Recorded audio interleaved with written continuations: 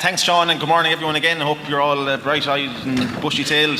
So the title of this first session this morning is Streamlined Farming, and we're going to talk to Mike Murphy and Blair Robinson on their attitudes and their views in terms of how we can streamline our farms more. So Mike is going to present first. Mike, I'm going to ask you to present first. So you have a couple of minutes on I suppose your ideas, a bit of your background on why you think it's so important to be focusing on streamlining the business for the future.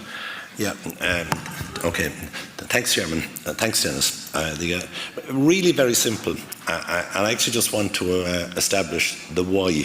Why should you be interested in this? Because as farmers are human beings, we'll say that. So it's not just being satisfied in terms of farming. It's also, we'll say that, what are some of the things that are really important in terms of life, we'll say that, and time is hugely important. So streamlining,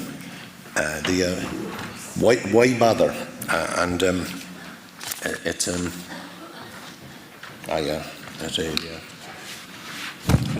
I see somebody's doing it for me. I always manage to make a balls a bit like when I do it myself. First of all, what do we mean by streamlining? It's really about better labour efficiency and as measured by hours per cow per year. Hands up, by the way, how many people actually know how many hours per cow per year that you actually, in your own business? How many? Probably about 1 in 10. Pretty poor, like this. It's a very important metric. And why is it important? To ensure enough free time to live happy and fulfilling lives. And research suggests the following are important. In terms of people being happy and fulfilled lives, it's a fair amount of research now on this. And it's not, by the way, some of the things it's not. Could I just throw like just a bit of doggerel? People spending money they don't really have, to buy things they don't really need, to impress people they don't really like, that kind of nonsense. Like, I would hope like most farmers are more sensible than that. It's probably more the kind of where I'm coming from is a bit like Warren Buffett when he's asked his definition of success in life, and he said, by any measure, if the people who should love you in life don't love you, your life has not been successful. And so it's the research suggests the following are important: loving and being loved, time with family and close friends, Shakespeare said no man is an island. Like, it's bloody awful to be lonely, etc. And it's so important, we'll say, that mostly would agree with that statement, but that doesn't necessarily mean you follow up in terms of actually acting, in terms of having enough time to go and do things with the family. The second one, in terms of a career, finding something you really love doing, and particularly if it's in the company of people you really enjoy, and you really never work a day in your life. So you could almost sum up the first two: marry better than yourself, and find something you love doing. The keys to really being happy. And the third one, which is less obvious, is contribution to others. It's really satisfying if you can actually make a significant difference to others. And it's something, we'll say, that some people don't find out for a while, but you will really feel happy. And if you actually get involved a wee bit in that, you'll very quickly get in the company of some great people. It's kind of often it's just giving somebody a leg up, etc. And farmers, I'm not accusing farmers of, or myself, of if you like being insensitive to this, but very often you can get so consumed with farming that you don't have time for other things. Not enough time with loved ones, and not a time for contribution, community, etc. So I just want to caution, too many hours farming and not enough time for other things.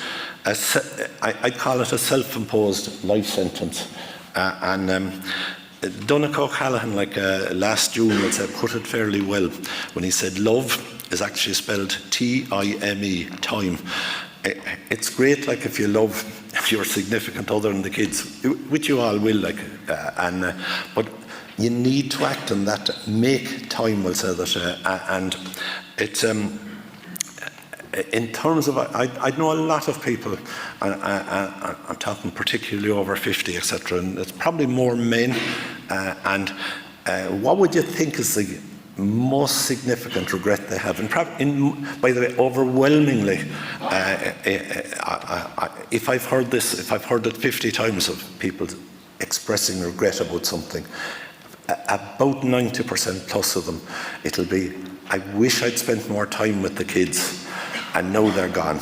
And it's something, I'm saying it to younger married people, like, don't make that mistake. And by the way, I'm saying it as somebody, did I fall into that trap at times? Certainly. So in terms of looking at how you operate the farm, I would suggest, like, that face reality. If you're overworked right at the moment, which hopefully not too many of you here are, but many farmers, a fairly significant minority, are incredibly hard worked at the minute, and it's they need to recognise that getting good staff on farms, it's probably not, the likelihood it's not going to get easier, because in terms of New Zealand, in terms of the States, in terms of anywhere I know, like in farming, the difficulties are pretty common on that score. And I would talk to, in terms of the young ones coming into farming in Ireland, I'm asked to talk to them pretty regularly, and they're very good. But the problem is there's very few of them. So the pipeline coming in is pretty small, we'll say. So the difficulty of good staff, it's not going to go away too easily. And in terms of freeing up time and streamlining, examine things like, what system are you involved in? The infrastructure necessary, possibly the breed, getting yourself organised, technology, various other things. Look fairly carefully. First of all, the old saying, what you can measure, you can manage. So how many hours per cow per year? Where do you stand as at the moment? And decide, like, that, if you're 25 or 26 or 27, that is not a good figure. It really is not a good figure. There are people in Ireland doing the best are probably around 15 hours a cow. Blair is going to start to tell you Dairy Holdings, it's about 12 hours a cow. Niall, I know, is about 12 hours per cow. Chris Proctor, who spoke 3 or 4 years ago, is 10 hours a cow.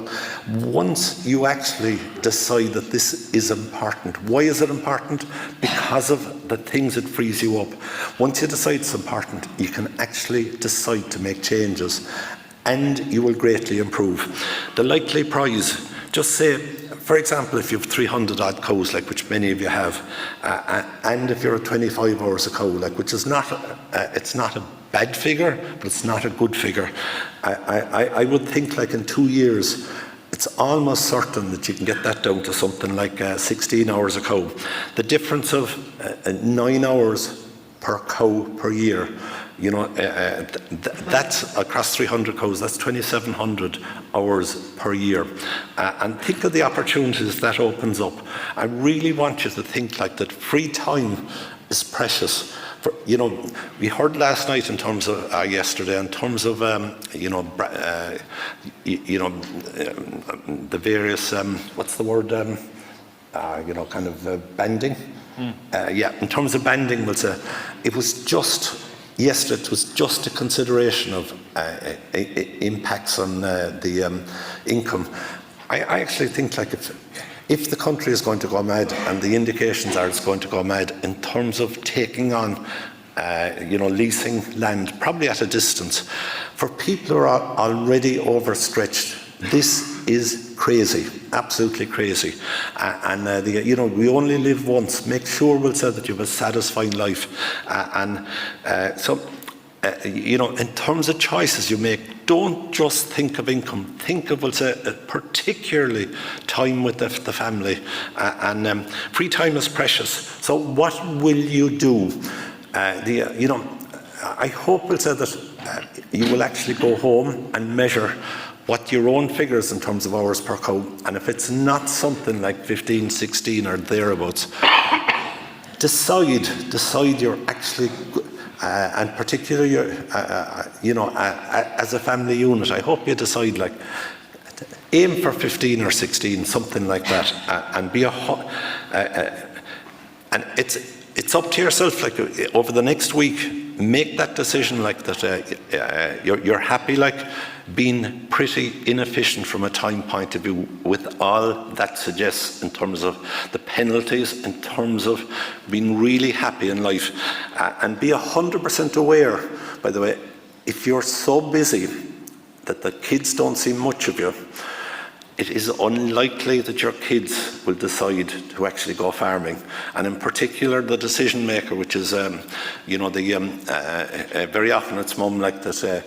If she's seeing like that, she's not seeing much of you, and the kids are not seeing a lot of you, she will steer the kids away from farming. So I'm very strongly suggesting it is an area that is nowhere near enough targeted. It is hugely important in terms of being happy and fulfilled in life. Thanks very much.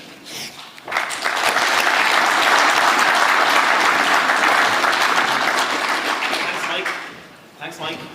Is this on? Yeah. We're going to have open to the floor now for a few questions from Mike, and then we're going to go on to Blair.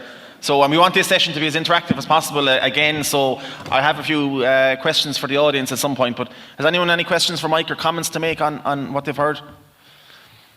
Mike, just while we're waiting for one, you mentioned you fell into the trap yourself while you're growing your own business, and there's plenty of people in the audience who are, very busy growing their business. We heard from Matthew yesterday. So can you give us any kind of practical examples of how they can, discipline themselves to take a step back? Yeah, it's one of the things. Don't just look. We'll say, if you're thinking of doing something, don't just look. We'll say at the potential returns. Certainly do it. I would have always been very disciplined.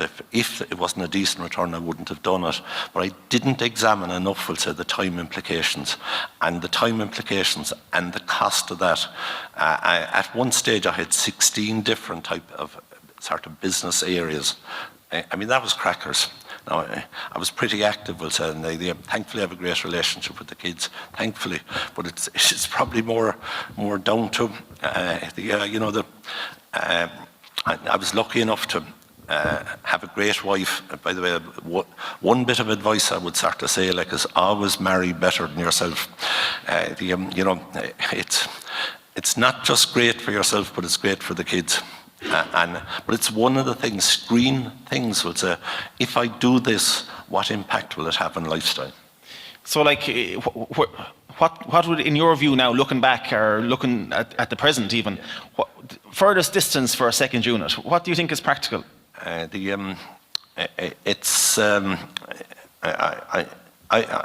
would have been going about 217 miles to the furthest unit on the roads of Ireland at that stage. That was at least 4 hours there and 4 hours back.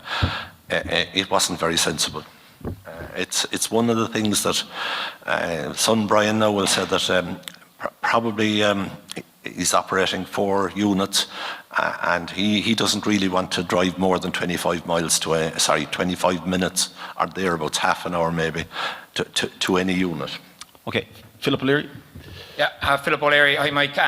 So 2 things, Mike. Have you put much thought into the difference between the young 24-year-old who's starting off in his career and your seasoned farmer, and the difference between those 2 individuals about time off, and a guy starting off and a guy, I suppose, in his twilight years who is well settled into his career, is able to take the time off? Yeah. And the second question then is, if you're talking about time off, the work still has to be done, so you're probably talking about hiring someone in to cover you for that period of time. What kind of value are you advising a dairy farmer put on their labour per hour to justify whether they should take the time off or not?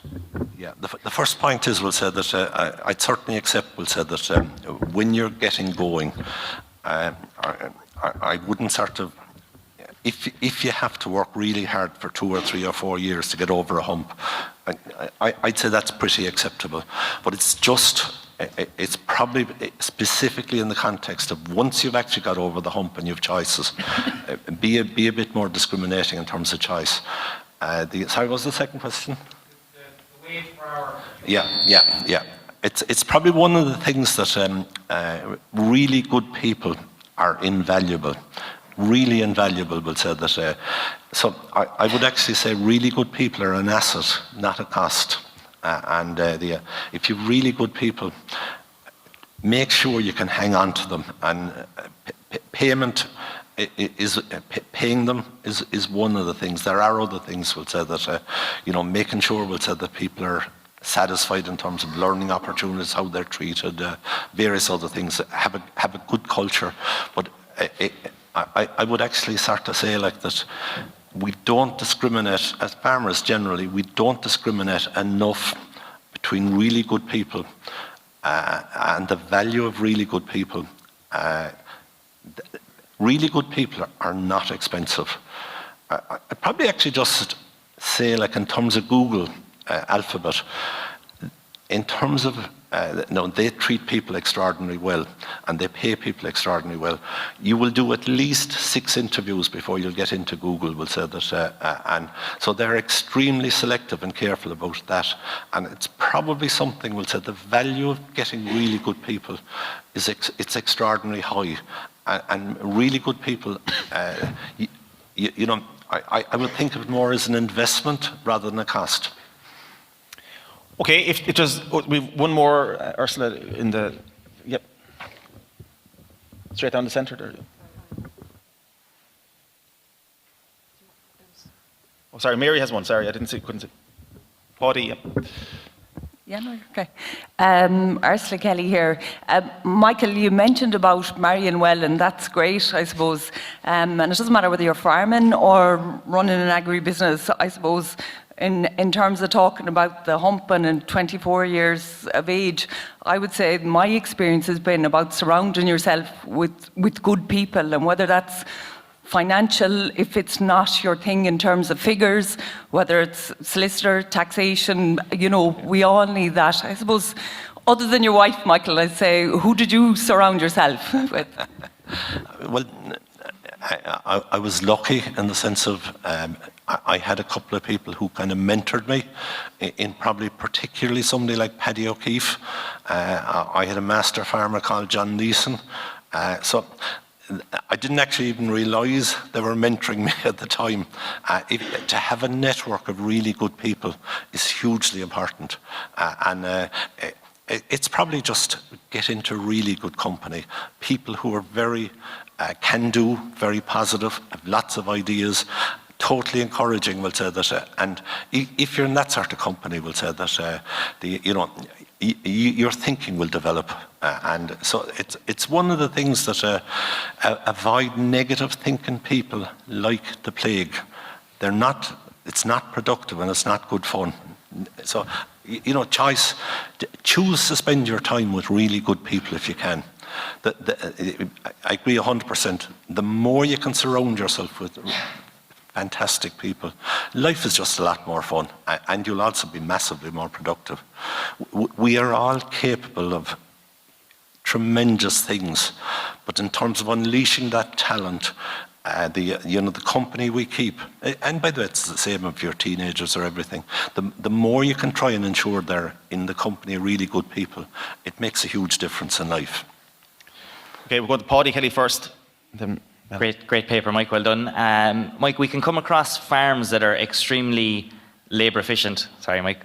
Yeah. We can come across farms that are extremely labour efficient, but there's not enough people on the farm, and so the people there end up working too many hours. So what are your thoughts on hours per person per week?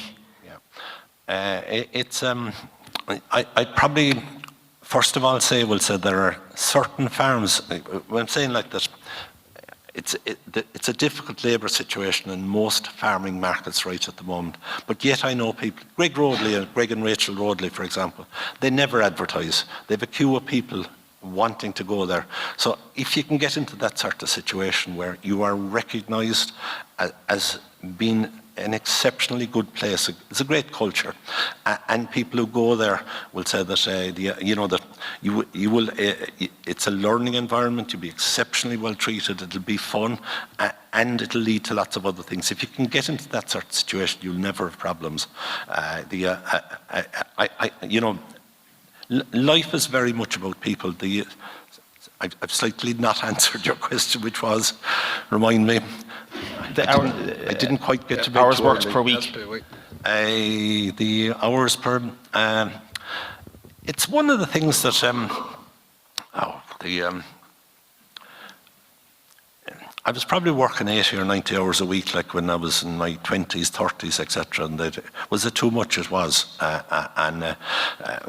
But I wouldn't dissuade anybody from doing it in terms of getting over a hump. But once you actually get to a certain point where you really have lots of choices, working those kind of hours are a little bit crackers. It's when you're not making the kids, like they have a game, etc., and all those kind of things, you're not making that, you need to have a good look at yourself.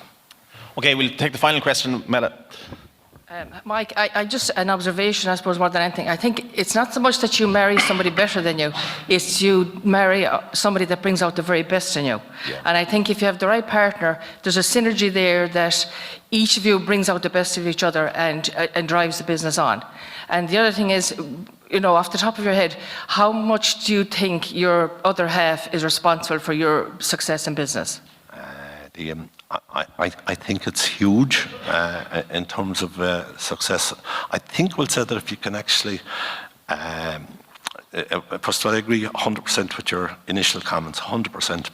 I think if you can actually bring out the best in each other is fantastic. I think we'll say that it's, in terms of the wealth creation course, we always encourage people to do it together and to kind of try and jointly identify what are the things you as a family unit would like to try and aim for. And if you can do it together, and there's buy-in sort of from both parties, and you have full discussion on that, what are the areas that are really important to you? Decide on it, and what are the steps you need to take? I think it's hugely beneficial, A, for the business, B, will say, for the relationship, and thirdly, for the family. I think it's absolutely fantastic in terms of the kids when they see this and they just think this is what a normal part of life. So where a couple are working together, I think it hugely enhances the life of the couple, but I think it hugely enhances the likely future lives of their kids. And we have a session on couples and farming in the afternoon. So on that, I'm going to pause this one. We'll have questions again afterwards. I'm going to invite Blair Robinson up to speak next.